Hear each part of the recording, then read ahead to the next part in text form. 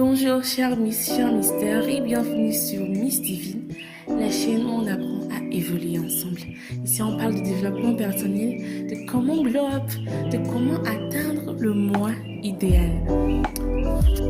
Aujourd'hui nous allons parler de la connaissance de soi car c'est selon moi l'étape primordiale si l'on veut vraiment évoluer. La connaissance de soi, pourquoi, comment, mais d'abord qu'est-ce que c'est? Pour moi, la connaissance de soi, c'est savoir ce que l'on aime, ce que l'on n'aime pas, c'est connaître ses qualités et ses défauts. En gros, c'est connaître les informations personnelles à notre sujet. Et ça comprend les informations basiques comme le poids, la taille, etc. Ça peut sembler un peu banal au premier abord à certaines personnes. Qu'on leur dise, sachez ce que vous aimez, sachez ce que vous n'aimez pas. Mais le fait est qu'il y a des gens qui ne savent pas tout ça d'eux et qui se mettent dans des situations qui les compromettent et qui ralentissent leur évolution. Mais ce n'est pas ce à quoi nous aspirons. C'est pourquoi je vous dirais que la connaissance de soi, c'est savoir qui on est, ce qui fait de nous le ou la nous actuel, ce qui nous diffère des autres, en gros ce qui nous rend uniques. À présent que nous sommes partis sur une même base de définition, nous allons voir pourquoi est-ce que c'est si important de se connaître. Je ne peux pas venir et vous balancer « connaissez-vous » sans au préalable vous dire pourquoi. Alors les raisons pour lesquelles je juge important de se connaître, la première, c'est pour l'évolution. Vous voulez aller à un point B, vous voulez atteindre un certain type de level, vous voulez devenir un certain type de personne. Mais comment voulez-vous atteindre ce point B si vous ne connaissez pas le point A duquel vous partez déjà?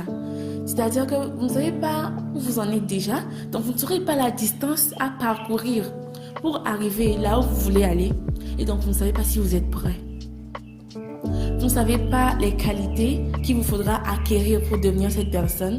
Vous ne connaissez pas les changements qu'il faudra faire sur votre comportement, dans vos relations, sur le plan émotionnel et tout, pour parvenir à cette personne à laquelle vous aspirez.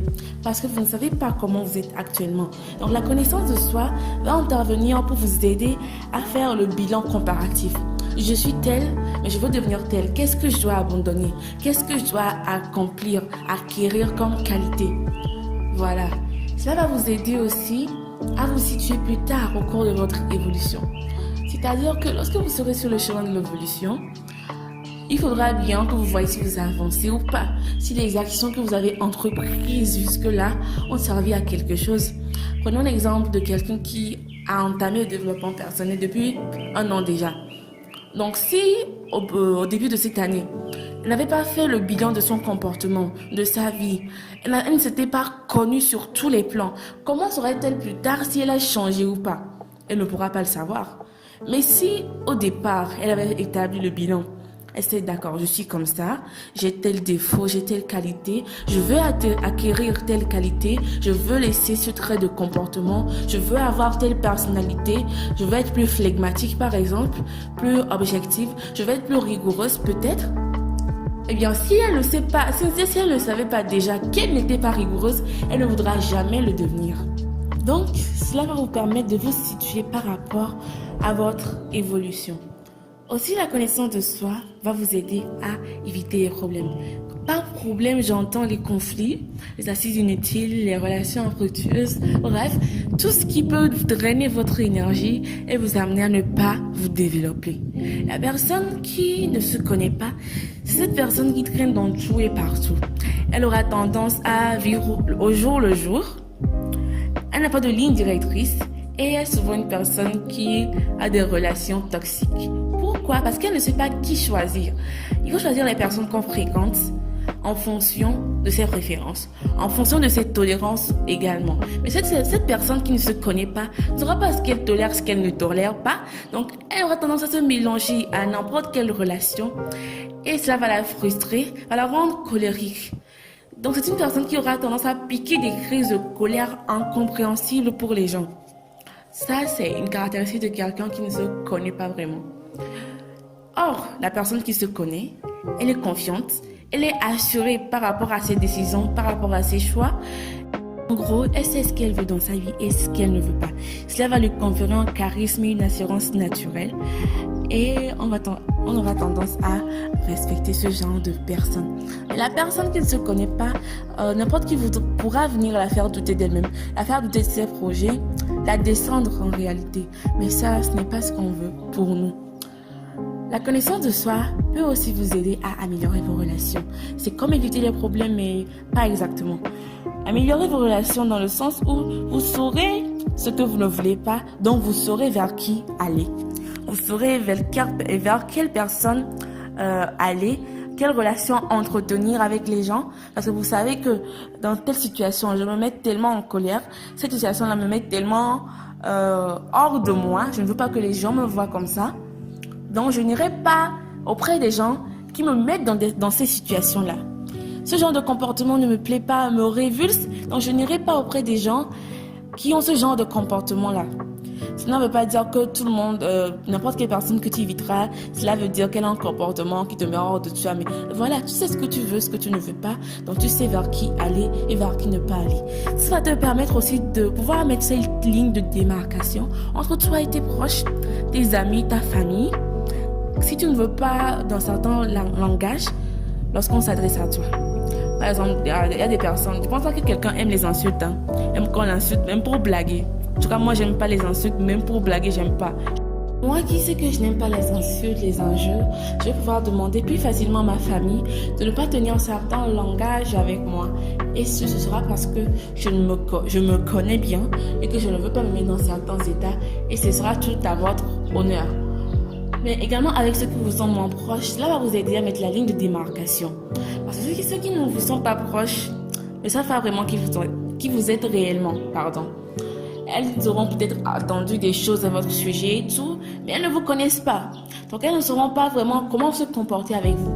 Mais lorsque vous vous connaissez, vous dégagez cette assurance naturelle et cette confiance qui amène le respect. Donc même si cette personne ne vous connaît pas, elle ne sait pas les qualités que vous avez ou quoi, elle vous respectera naturellement.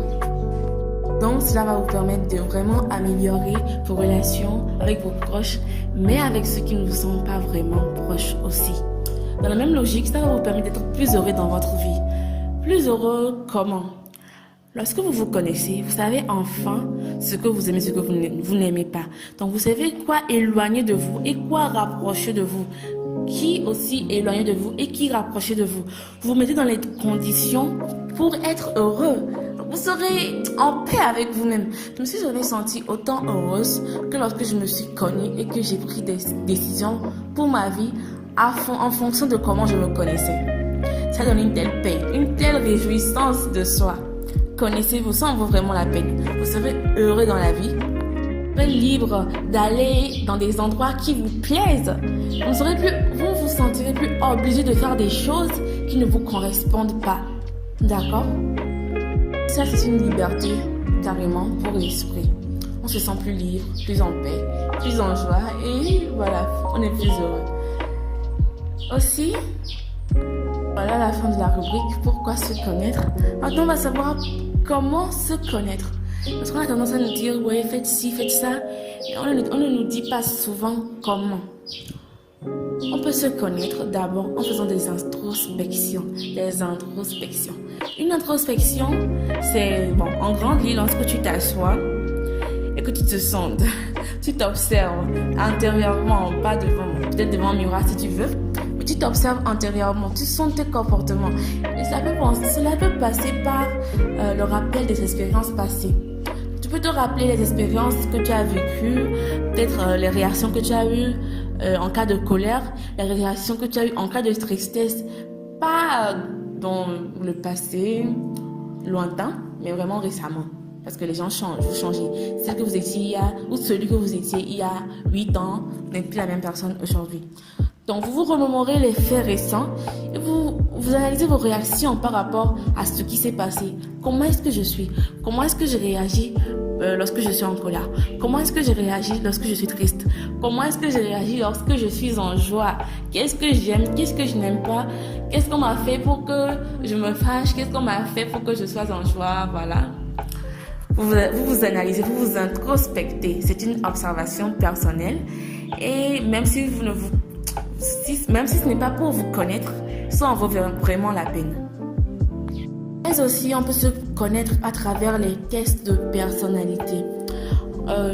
Certaines personnes ont tendance à sous-estimer cela, surtout dans la sphère afro. Ici, on sous-estime souvent les tests de personnalité. Mais c'est très important parce que ça vous renseigne en réalité sur ce que vous êtes, les traits de votre personnalité actuellement.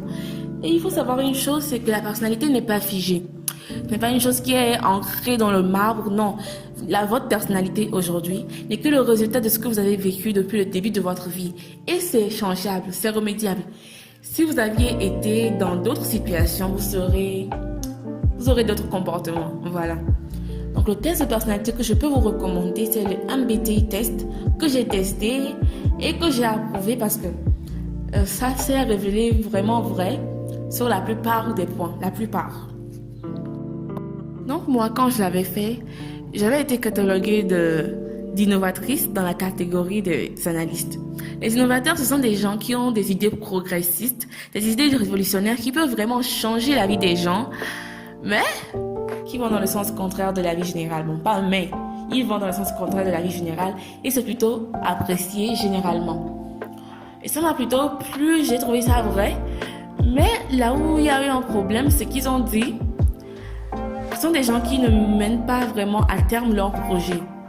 Moi, ça m'a pas plu. J'ai voulu changer ça parce que je veux que lorsque je commence un projet innovant, je veux le mener à terme. Je ne veux pas, paresser sur un projet. Je ne veux pas traîner des pieds. Je ne veux pas avoir la paresse. Voilà, je ne veux pas paresser. Donc, les tests de personnalité vont pouvoir vous aider à connaître des trucs comme ça. Je vous ai dit ça parce que moi, ça m'a permis de savoir ce que je voulais éliminer de mon caractère, ce que je voulais éliminer de ma personnalité. Et comme je vous l'ai dit, la personnalité n'est pas figée dans le marbre, c'est remédiable, c'est changeable. Il suffit juste de le vouloir. Nous sommes donc arrivés à la fin de ce podcast sur la connaissance de soi. Nous allons résumer les caractéristiques de quelqu'un qui se connaît et de quelqu'un qui ne se connaît pas.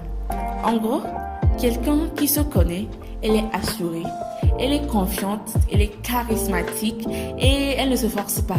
C'est naturel, c'est tout naturellement qu'elle dégage tout ça. Et elle sait les milieux où fréquenter pour être en paix. Elle sait les personnes à fréquenter pour être en paix. Et elle sait ce qu'elle veut dans sa vie et ce qu'elle ne veut pas. La personne qui ne se connaît pas, c'est celle qu'on voit partout et en tout. On la voit partout, elle est présente dans tout. Cette personne ne sait pas vraiment ce qu'elle veut dans la vie. Elle est un peu colérique, sinon pas souvent. Voilà, elle a des caractères pas possibles, des sauts d'humeur tout le temps parce qu'elle ne se connaît pas. Donc, la connaissance de soi, c'est savoir ce qui nous diffère des autres. Il faut se connaître pour éviter les problèmes, pour évoluer, pour améliorer ses relations et aussi pour être plus heureux dans la vie. Et pour se connaître, nous avons les introspections, l'observation de soi, le rappel des expériences passées, mais aussi les tests de personnalité. J'ai été ravie d'avoir cet échange avec vous. C'était très constructif pour moi. Ça m'a permis d'aérer encore plus mes idées et j'espère que ça vous sera vraiment utile au cours de votre développement. N'hésitez pas à commenter et à laisser vos ressentis, à liker aussi et surtout à vous abonner. Merci, c'était Miss Divine.